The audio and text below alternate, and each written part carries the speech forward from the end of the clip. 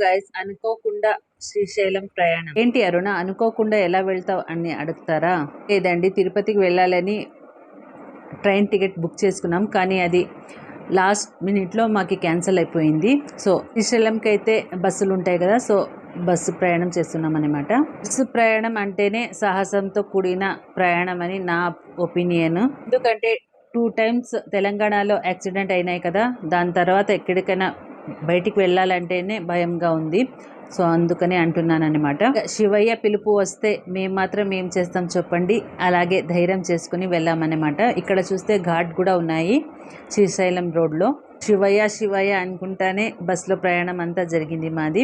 So finally గుడికి అయితే వచ్చినాము. సో రద్దీ కూడా కొంచెం తక్కువగానే ఉన్నింది, ఎందుకంటే రాత్రి అలాగే బ్రహ్మోత్సవాలు జరిగిపోయినాయి కదా. సో మేము వెళ్ళింది 24 February అనమాట. సో అప్పుడు రద్దీ తక్కువగానే ఉన్నింది, దర్శనం కూడా చాలా బాగా అయింది మాకు. సో శివయ్య పిలుపు వస్తేనే కదా మేము కూడా వెళ్ళగలం. ఇక్కడైతే శివయ్య బొట్టులు పెట్టుకొని లోపలికి వెళ్ళినాము. దర్శనం మాత్రం చాలా బాగా జరిగింది. వీడియో మీకు నచ్చితే ఒక చిన్న లైక్ వేసి సపోర్ట్ చేయండి. కలుద్దాం నెక్స్ట్ వీడియోలో.